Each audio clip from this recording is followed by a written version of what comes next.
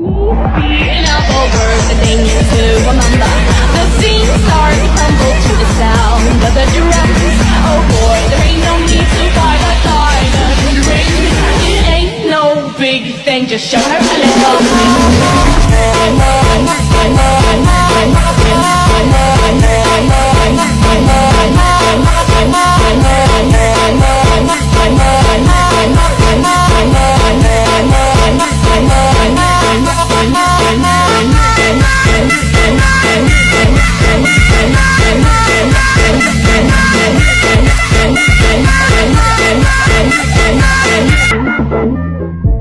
Assalamualaikum warahmatullahi wabarakatuh. Waalaikumsalam warahmatullahi wabarakatuh. Baiklah, pada podcast ini kita akan membahas atau mengulik tentang bagaimana cara mengajar dan belajar matematika agar siswa dapat memahami matematika di sekolah. Sebelum itu, perkenalkan, nama saya Sultan Zulkarnain Siregar. Di sini telah hadir Bapak narasumber kita, yakni Bapak Ihsan Irfandi Pakpahan SPD. Sebelum membahas lebih lanjut tentang materi kita, kita akan terlebih dahulu membahas tentang biodata atau portofolio beliau. Kita mulai, boleh Pak menjelaskan nama, ini gitu, lulusan dan lain-lain. Oke. Jadi kalau nama lengkap saya itu kan Ihsan Irfandi Pakpahan SPD. Saya itu kalau dikatakan kuliahnya di mana, itu saya berasal dari Unimed, jurusan pendidikan matematika ya, dan prodinya baru pendidikan matematika. Itu saya lulus tahun 2016. Pekerjaan saja sih Pak? Nah, saat ini ngajar di matematika di MTS Al-Azhar. Oke, jadi Pak, awal mula Bapak mau memilih jurusan pendidikan matematika itu inisiatifnya dari mana? Itu nggak terlepas dari jurusan SMA dulu ya. Yang SMA itu kan IPA. Dan kita mulai progresnya. Nah, kalau dulu kan kenapa bisa milih matematika? Memang karena pertama jurusannya IPA, yang kedua itu memang minatnya ya ke situ. Kita kan kalau masuk IPA itu kan ada fisika, kimia, biologi, MM tuh. Kita kan tahu kalau matematika itu dia kan dia berkutat di teori gitu. Kita berpikir kalau di fisika kan kita membayangkan kalau matematika itu kata orang pasti, yang benar pasti. Apa yang kita pikirkan itu pasti. Kalau nggak pasti benar pasti salah. Kalau fisika ya ibaratnya kayak kalimat terbuka. Kita membuktikan ada kasus misalkan bola menggunting atau benda jatuh. Belum tentu kita pakai rumus ini. Bisa yang lain. Jadi maka dikatakan kalau matematika itu kalau kita masuk ke materinya sama linear, itu kan ujungnya matematika itu sesuatu yang pasti. 2 tambah 3, 5, mau benar mau salah, karena sudah kalimat tertutup, sudah dipastikan benar salahnya, kan gitu. Fisika kan satu rumus kita pakai belum tentu itu dipakai selanjutnya. Iya. Karena dia itu banyak umumnya. Nah, itu. Jadi kenapa memilih matematika itu memang ya bisa dibilang suka di situ, sukanya di situ. Jadi pas waktu pemilihan kuliah, saya konsultasi juga dengan pemimpin saya, guru saya juga, rumah-rumah pilih. Jadi beliau itu mengatakan udah dan konsultasi udah kalau matematika aja. Karena kan pertimbangan lah diskusi. Jadi itulah mengapa saya ngambil matematika. Selain dari progres ke depan gitu. Oke, baik. Kemudian Pak, terkait tadi kan sudah dijelaskan kenapa memilih matematika. Sejauh ini menurut Bapak, jadi matematika itu apa sih? Karena kan masih banyak dari anak peserta didik kita di Indonesia ini yang masih kurang suka dengan matematika. Karena menurut surveinya itu 9 dari 10 anak Indonesia itu kurang menyukai matematika gitu. Jadi setelah sejauh ini Bapak berkecimpung di dunia pendidikan matematika itu, menurut Bapak matematika itu apa dan apa sih manfaatnya yang Bapak rasakan sejauh ini? Matematika itu kenapa 9 dari 10 orang tidak suka? Iya. Jawabannya pertama adalah killernya. Killernya itu dari segi gurunya. Killernya itu bukan berarti gurunya seorang killer, bukan. Maksudnya itu mungkin kan kalau dulu kan ya notabene kalau kita di Sumut ini kan gurunya yang orang pedalaman suku di etnis kita lah ya. Ya, Batak ya biasanya. Tak biasanya itu karena memang sebenarnya pasti jadi karena memang pembawaannya seperti itu, memang sudah cara mengajarnya dan pembawaannya jadi kesannya killer. Iya. Sebenarnya matematika itu nggak sulit, tergantung kitanya kembali. Orang dalam pelajari sesuatu, mempelajari satu hal, kalau dia nggak minat dan nggak sungguh-sungguh, ya kita sia-sia gitu. Nah, jadi apapun bidang ilmunya, kalau kita melihat dari pendidikan orang luar negeri, kalau kita belajar, mereka kan sistemnya itu kan, mereka mau mana? Ya. Itu perkara lain. Kita kan, ya, kita tahu sendiri kan, kita kan di sekolah kita kan harus menguasai semua ilmu. Ya, memang ilmu yang dikasih oleh pemerintah kita atau bapak pendahulu kita, itu kan tujuannya agar kita itu kan bisa di segala bidang, karena sebenarnya kita ini termasuk bangsa yang pintar ya, bukan bodoh, hanya saja cara masuknya atau speed nalar tadi ada paling lambat kalau tidak kurang gitu. Nah, terkadang kan ada orang yang bisa matematika ini bakat istimewa, ya, lahir udah punya bakat, atau mungkin turun dari orang tuanya bangsa pintar ngitung atau bangsa cerdas, ada yang suka. Nah, yang kita masalahnya adalah anak yang memang sama sekali ada yang tuh anak yang susah dia matematika. Dia nalarnya agak susah. Nalarnya lambat, kecuali kita kesampingan orang yang memang udah kena sindrom, yang IQ-nya memang rendah ya. Kecuali IQ-nya rendah, kita sudah maklumi karena mereka nggak, memang sangat lambat gitu. Jadi matematika itu bisa menjadi mudah, walaupun memang namanya ilmu itu kan daya serapnya atau yang apa kita tampung kan setiap kita ini nggak sama. Mungkin kan kalau dari ini kan kalau misalkan ngajar, gurunya mengajarkan semua, kan belum tentu bisa terima semua. Kenapa? Karena kita semua punya daya tampung masing-masing. Memang benar, volume otak kita bisa sama, tapi daya tampung presentasinya nggak cuma ke MM. Ada yang ke mata pelajaran lain, ada yang ke seni, ada yang ke sains, ada yang ke memang nggak bisa dianalisis, dia cuma bisa ibadah untuk menjadi pusat atau menjadi pendeta atau apa untuk ya memang ujung-ujungnya memang sudah di set kapasitas di otak kita tuh kita mana. Nah, terkait dengan guru kita yang takut dengan guru matematika, sebenarnya tidak ada guru yang benar-benar kejam, tidak ada. Cuman cara didiknya terkesan kasar. Jadi kita ini berpikiran bahwa bapak ibu guru kita ini, wah bapak ibu ini kejam, paling ketat. Kadang kan ada beberapa guru juga ngasih temanya tuh. Iya. Banyak PR-nya ada. Lagi matematika gitu kan. Sekarang yang jadi kalau kesulitannya itu memang pertama mindsetnya sudah ditakoti orang dari dulu itu, karena ada orang yang takut janganlah di matematika ya, nanti gurunya killer, kasar, banyak PR, pas kali kelas umat, itu kan zaman dulu.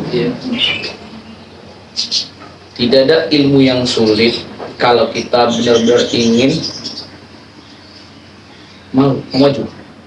Kalau kita ingin bisa, jangan katakan itu killer segala macam, enggak. Yang pertama tadi mindset, kedua kemampuan kita, intelijensi kita.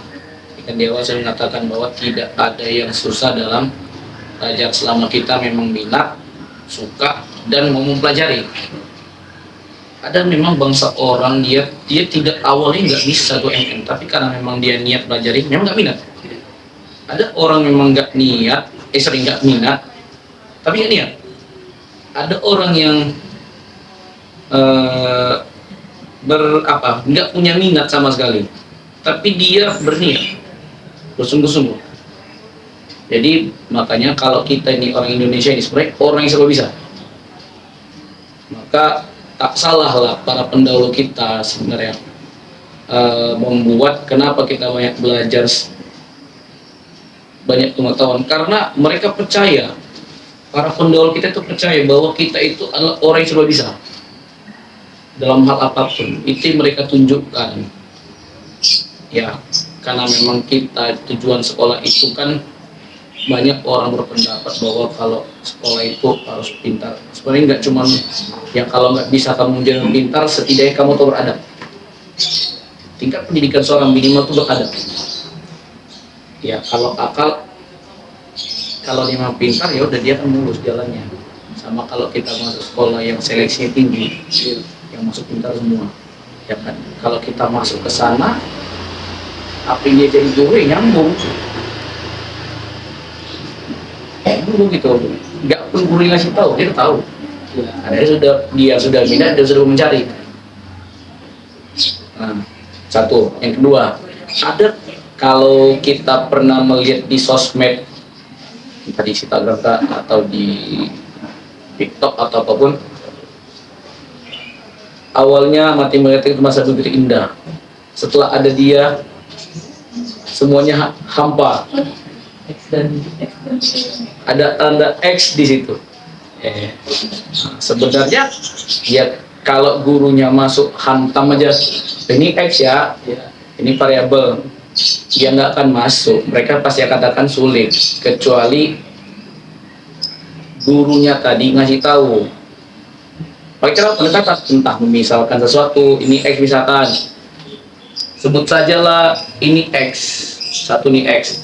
Kalau ini 2 berarti 2X. Sebutkan aja, benda ini kita sebut X. Kalau dia 2 berarti 2X. Nah, kalau kita terlalu berpikirnya dengan teoritis, maka yang sulit anak-anak. Anak didik, tidak semuanya bisa kita kasih dengan teori. Boleh dengan, memang teori itu dasar kita. Cuman ada kalanya kita sisipi sedikit dengan yang namanya kontekstual. Makanya metode pembelajaran kita abad 21 memang berpikir kritis. Nah, untuk berpikir kritis tadi kita mulai dengan hal nyata dulu. Gak bisa kita ini kan seperti di awal, apa yang capek-capek kita belajar ini kalau kita nggak ngerti dasar kita mau ngajar abad 21 itu apa, tujuannya apa, untuk berpikir kritis. Nah, model-model tadi itu kan sebagai alat bantu kita gimana caranya untuk mengkondisikan anak. Tipe-tipe start tadi itu jigsaw atau investigation itu bisa dikatakan alat bantu kita agar anak ini paham. Tiba-tiba dapat kelas. Terkadang ada sekolah kelas itu kan dibuatnya itu kelas pintar, ya kelas 91 dia pintar, dikelompokkan. Bayangkan ketika ada guru ngajar matematika, udah dapat siswa yang sama sekali nggak bisa belajar matematika, udah nggak minat, nggak niat, kita paksakan, ya sama aja, mereka tidak akan nangkap, kecuali gurunya pandai untuk mendekatkan diri dengan murid. Jadi banyak yang program sudah diciptakan oleh para pemikir, para ahli, kita gunakan, sesuaikan aja kemana, di mana kita dan apa yang mereka butuhkan. Mereka butuh ilmu, tadi mereka semua segini, maka kita yang cari. Maka itulah perlu kita kuliah, kita perlu belajar. Jadi intinya matematika itu dikatakan mudah kalau kita pandai caranya. Matematika nggak pandai, susah kata orang karena kita nggak pandai menyikapinya. Maka untuk tugas kita sebagai pendidik atau calon pendidik, kalaulah dalam kuliah, coba mulai dengan pendekatanmu. Ya anggap saja kalau di micro teaching kan pada teman-teman murid itu kan, teman-teman mahasiswa, pendekatan seperti itu. Tapi memang lebih enak ada nantinya. Lebih enak itu nanti dinyata pas PPL. Kita masuk ada pendekatan. Kalau kita tuh mengajar matematika, ketika masuk dalam bentuk integral atau dalam apapun, jangan langsung kita tak X adalah gini. Kita kasih pendekatan dulu kontekstual, karena kebanyakan kita itu dikasih nyata dulu baru masuk. Makanya model pendidikan kita itu kan selalu diberikan persepsi dulu, kasih dulu pancingan biar dia kena. Kita masuk, jangan pula kita masuk tak langsung himpunan adalah sekumpulan bilangan, sekumpulan anggota yang dapat terdefinisi. Anak tuh bengong apa tuh definisi. Kalau enggak kita kasih dulu kumpulannya, cara masuk, atau dikasih kata-kata yang terus kembali ke kita aja. Jadi intinya matematika mudah, tergantung matematika itu melihat siapa yang mengajar dan siapa yang diajar. Jadi itu balik lagi sama gurunya ya Pak? Kembali ke gurunya dulu, sama ke muridnya. Jadi kita melihat itu nggak bisa kita, itu kan sudut pandang siswa. Iya. Kita harus melihat itu kita ini kan kalau dalam pendidikan mencari solusi itu jangan dari satu pihak, jangan dari siswanya aja. Gurunya juga kita berpikir matematika ini mudah nggak buat anakku nanti, anak didik. Nah, didik saya bagaimana? Apakah yang saya sampaikan sampai ke dia, sampai ke anak-anak saya, anak didik saya, atau enggak? Jadi intinya matematika itu adalah ketika gampang atau mudah itu kembali ke diri kita dan diri siswanya. Kalau kita bisa membuat yang lebih menjadi menarik, intinya mereka paham, minimal mereka paham konsep aja. Konsepnya dapat paham, udah pelan-pelan mereka akan dapat tuh jalannya. Itu aja. Oh, jadi kalau yang saya simpulkan gitu berarti kalau menurut Bapak siswa pengaruh terbesar atau penentu terbesar siswa paham belajar matematika itu dari gurunya ya Pak? Guru dan minat. Faktor terbesarnya itu dari guru kan? Atau memang masih dari diri sendiri itu, dari diri sendiri itu lebih besar atau pengaruh dari guru itu lebih besar? Soalnya kan Pak, kondisi siswa-siswa seperti saya dulu waktu masih sekolah gitu, kebanyakan mindsetnya itu kan udah ditanamkan bahwa matematika itu susah gitu. Itu kan sudah terbawa gitu. Iya. Nah, jadi sampai ke depannya juga pasti akan berpikir demikian. Kemudian apakah mindset seperti itu bisa diubah guru atau dijelaskan guru gitu agar siswa itu lebih mengenal atau lebih suka belajar matematika? Ya, jadi makanya kita ini kan pendidik. Tugas kita itu memberikan pendidikan, mendidik, mengarahkan, mengajarkan anak didik kita. Karena guru itu kan guru dan digugu dan ditiru. Singkat guru kan digugu dan ditiru. Maka otomatis sampai kan ada peribahasa guru kencing berdiri, murid kencing berlari. Maka kalau intinya kan kita itu jadi center of view, pusat pandang atau ya pusatnya, kita senternya. Maka kalau kita tidak bisa menjadi center, anak-anaknya akan terabaikan. Maka kalau misalkan melihat di kondisi hari ini, memang tugas guru yang penting bagaimana cara anak itu fokus dan paham. Minimal dia paham dulu. Kecuali memang siswanya istimewa. Kalau siswanya istimewa, ya nggak masalah mau kita lanjutin dengan level sulit atau level olimpiade, itu nggak masalah. Yang penting paham nggak dia. Kita nggak himpunan, kita belajar himpunan, tiba kita tanya nggak paham mereka himpunan apa ya, kan nggak. Jadi memang pertama dari kita dulu, kalau siswa itu yang penting kalau kita bisa mengkondisi siswa itu nggak penting kita berikan dulu mereka tugas pertama dulu untuk berikan konsep bahwa matematika itu nggak susah. Oh, kemudian Pak, Bapak kan udah Bapak kan nggak jadi guru tadi mengajar itu Tahun ke-7 Pak itu juga lumayan lama ya.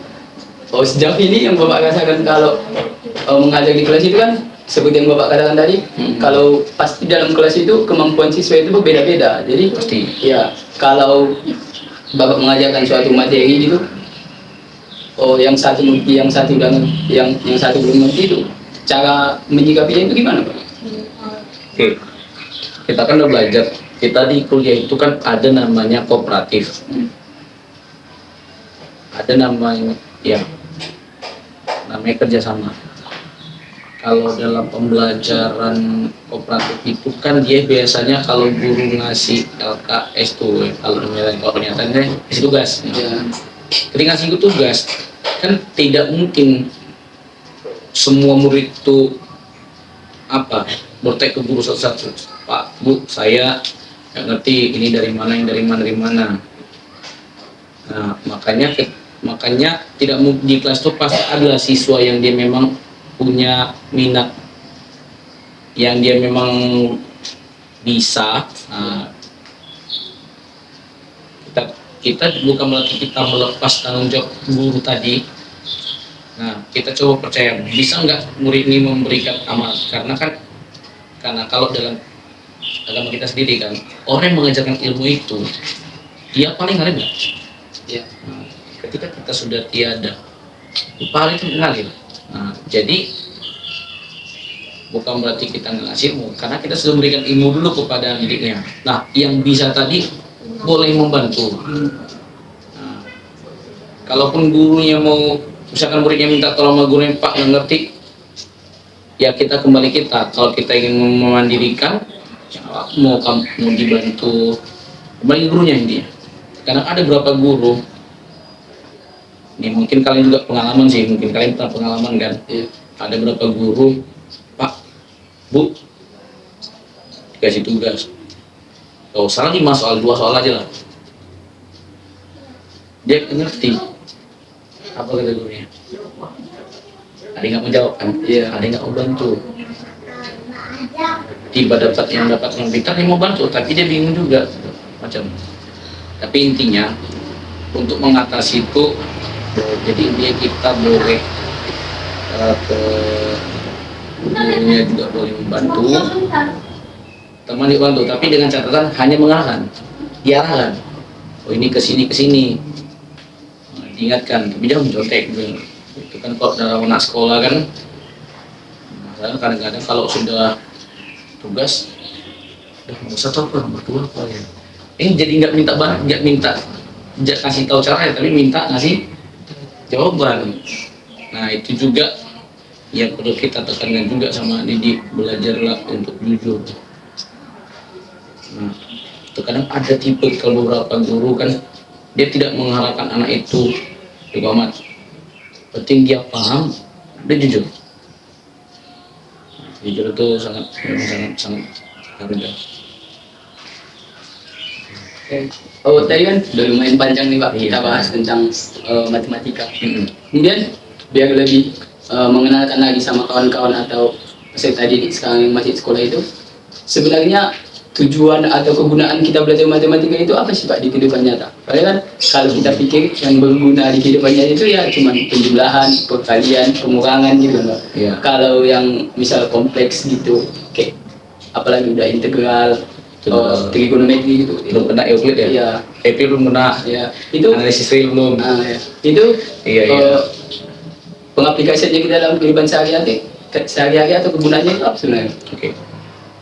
Mungkin kalau mau jadi dosen, mau jadi pengajar perlu. Nah, kalau untuk yang awam lah, orang awam itu berapa gitu? Matematika itu kan ilmu pasti kan? Iya. Pasti benar, pasti Salah. coba hitung itu, pasti benar, pasti salah. Nah, kalau sudah dikatakan pasti benar, pasti salah, maka dalam ilmu matematika juga kita belajar itu namanya logika kan. Ya. Kemudian jika X tambah Y sama dengan bilangan lain, buktikan sifat ketertutupan dalam struktur kan, struktur aljabar ya, struktur aljabar. Memang dalam kenyataannya kita mungkin namanya nggak lihat, tapi sebenarnya tujuannya adalah buat mikir. Tujuan matematika itu kita bisa berpikir dan menjalankan akal kita. Memang tidak 100% semua ilmu yang kita pelajari selama kuliah itu, mulai dari kalkulus 1, kalkulus 2, struktur 1, struktur 2, geometri Euclid, non Euclid, nggak bisa kita terapkan kalau untuk masyarakat umum. Tapi kalau memang dia ilmuwan atau memang dia orang yang kerja di pabrikan atau memang orang proyek membutuhkan itu, pasti butuh. Tergantung apa profesi. Matematika itu sampai kapanpun, sampai akhir hayat tetap dihitung. Berapa luas tanah kalau dimakan 2 kali 1? Kan matematika juga. Iya. Tanya berapa elongasi kemiringan jumlah enggak. Jadi intinya matematika itu tetap kita butuhkan sampai kapanpun, dari kita hidup sampai kita mati pun. Sampai kiamat juga perlu. Sampai akhir zaman itu kan sebenarnya. Sampai kapanpun itu tetap kita butuhkan. Intinya kalau berkata tentang teori kalkulus yang tentang itu adalah volume benda putar ya. Kan ada volume benda putar.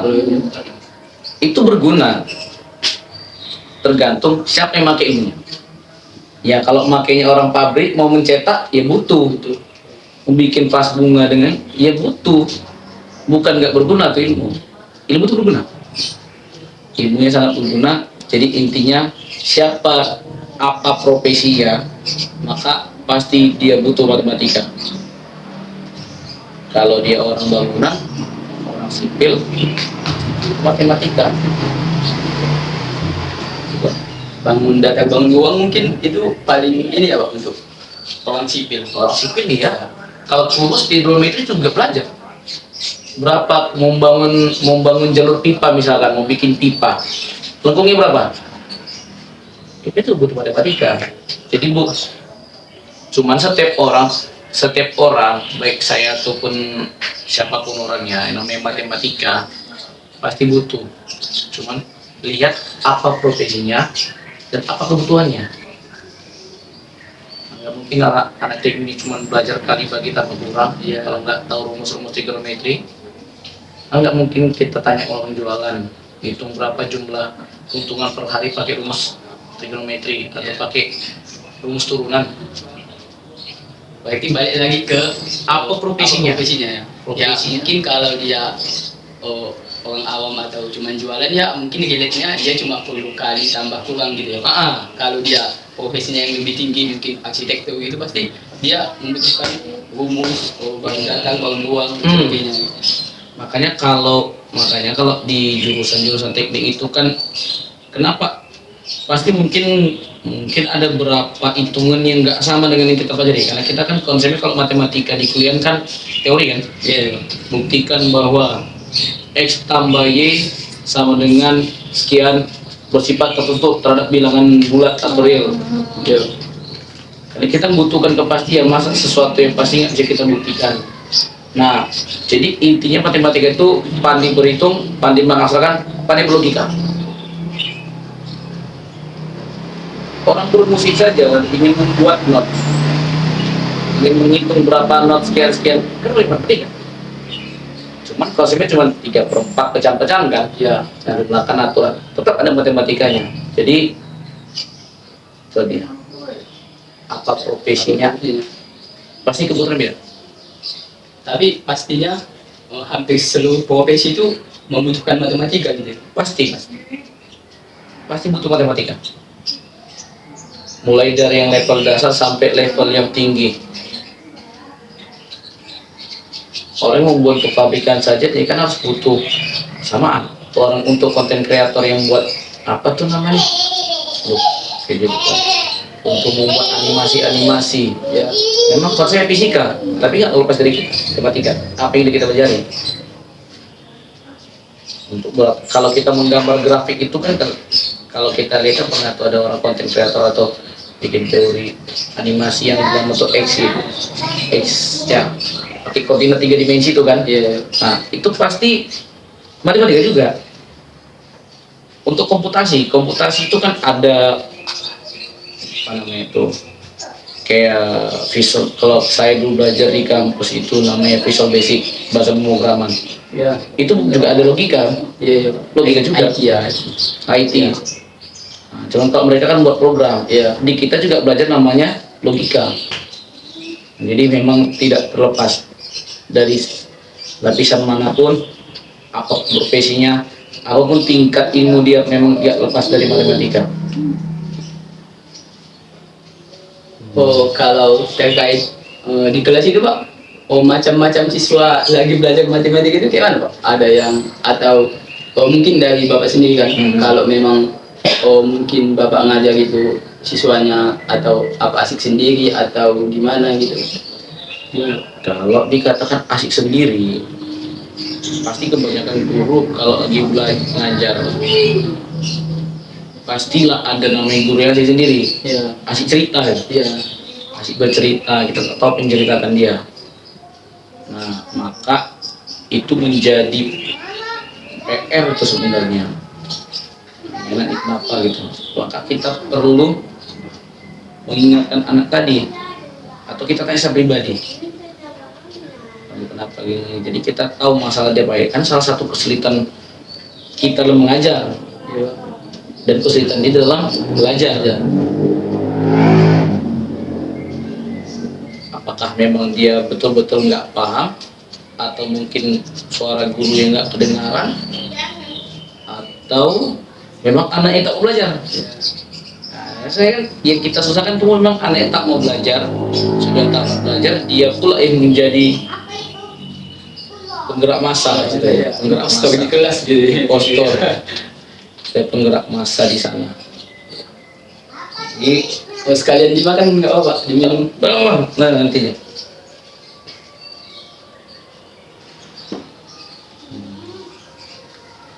Kemudian apalagi kalau dia siswa-siswa puber yang masih labil. Kalau anak SD kan paling anak cagil lah, ambil barangnya. Bu, boleh saya diambil? Mak, stick saya hilang. Boleh lagi nulis ini 3 tambah 5 sama dengan 8. Bu, stick ini Bu, si Abdul. Jangan malu, ambil saya itu belum lagi yang labil. Ada mungkin dia punya masalah di luar, bawa dia ke kelas. Rupanya bertengkar, nah itu juga tantangan sih. Apalagi kalau dapat murid yang dikelompokkan satu kelas itu yang nggak minum matematika semua. Itu susah.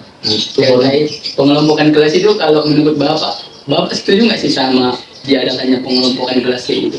Biasanya kan itu yang kodenya 1 itu biasanya dikelompokkan menjadi siswa yang lebih pintar gitu sampai ke yang paling rendah itu. Kalau saya merasa nggak setuju sih, kurang, karena terkadang ya cuman karena siswanya pasti yang lain, kelas pintar, kadang menjadi beban bagi mereka juga itu yang kelas pintar kan. Masuk kelas pintar harus mempertajam kepintaranku, pintaran saya kan itu kalau anak murid kelas ini.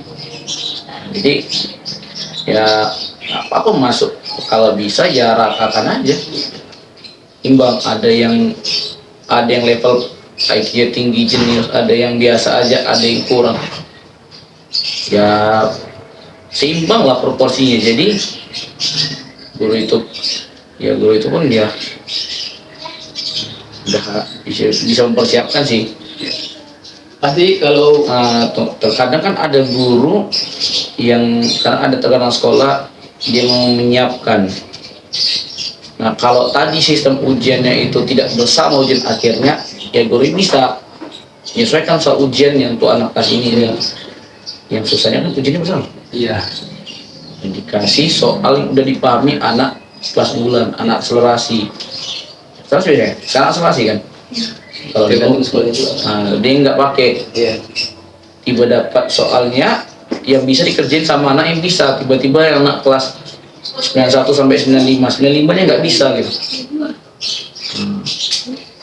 Jadi apa jawabannya? 0, 1, 10, 12. Jadi baiknya mending rata gitu. Jadi setiap perwakilan kelas sebenarnya menjaga juga kan, misalnya siswa kelas itu juga kita berikan karena setiap kelas ini jagoannya. Masa itu sih sebenarnya ada banyak, sebenarnya itu ada apa namanya positif negatif, tapi kembali ke sekolahnya, apakah memang sekolahnya membuat, mungkin sekolah pertimbangan sendiri tuh kali, mungkin dia pengen sekolah ini menjadi lebih baik atau gimana gitu.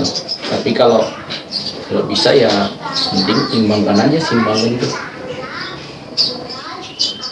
Pasti kalau kayak gitu juga kan Pak, kelasnya dikelompokkan seperti Bapak di sekolah Bapak itu dikelompokkan juga? Jangan dikelompokkan, itu rata sih Bapak. Oh, kalau menurut saya pasti kalau kita mengajar, misal kita mengajar di 91 sampai 95, di saat kita ingin mengajar ke kelas 95 pasti gurunya juga ada merasa beban lah gitu harusnya, karena dia udah merasa enak di mengajar di 91, siswa yang cepat ngerti gitu. Iya, tapi memang terkadang ada sekolah, ya itu kembali kebijakan sekolah juga, dan apakah gurunya bisa menghandle. Karena ada guru yang memang dia memang sudah itu intinya kebijakan sekolah itu, biasanya kebijakan sekolah.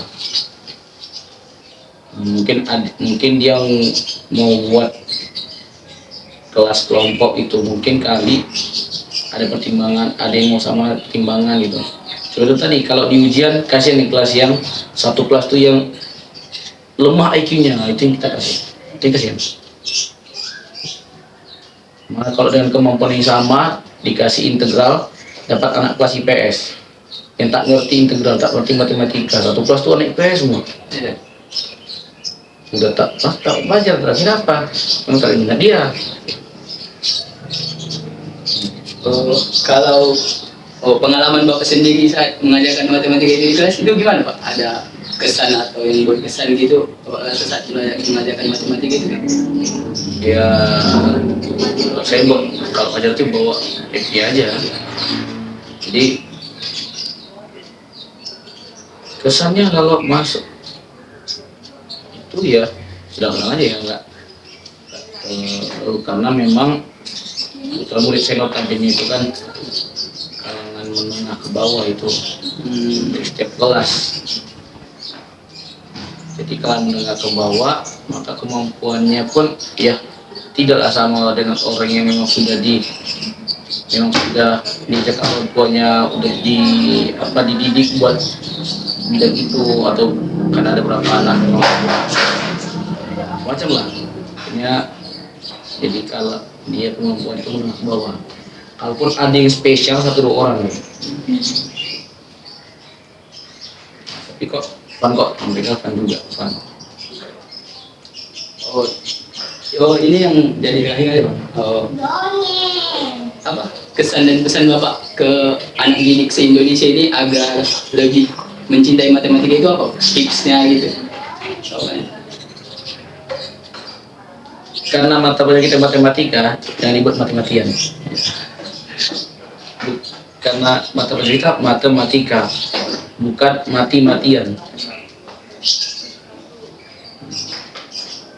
Matematika, intinya begini, apapun ilmunya, tidak ada yang sulit selama kita mau belajar.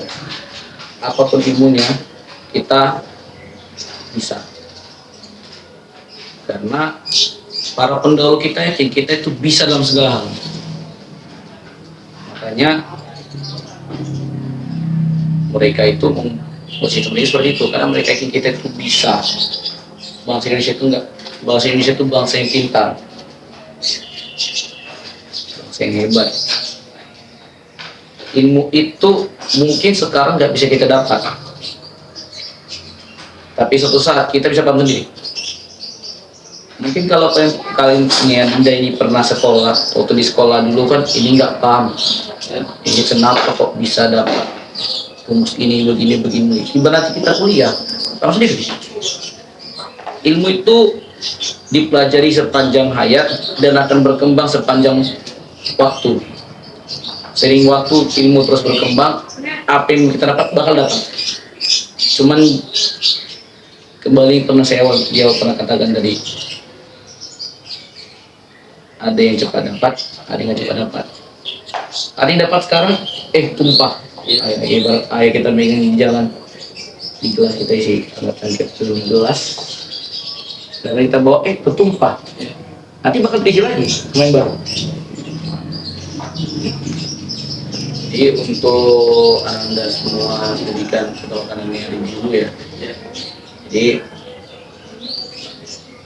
matematika itu adalah pelajaran yang senang, yang happy. Tidak ada yang sulit, ilmu apapun tidak ada yang sulit selama kamu itu minat dan semangat belajar. Jangan pernah malu bertanya kepada bapak ibu gurunya. Jangan pernah malu, jangan pernah bosan, jangan dalam hal belajar terutama. Karena ilmu itu akan berguna suatu saat nanti.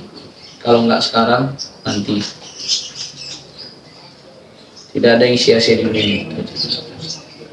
Oh baik, teman-teman, mungkin demikian saja perbincangan atau diskusi kita bersama Pak Ihsan Irfan di Pakpahan SPD.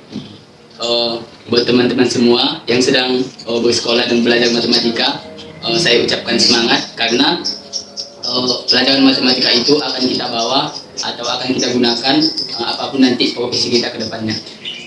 Saya rasa demikian saja. Terima kasih telah menonton dan terima kasih untuk perhatiannya. Assalamualaikum warahmatullahi wabarakatuh.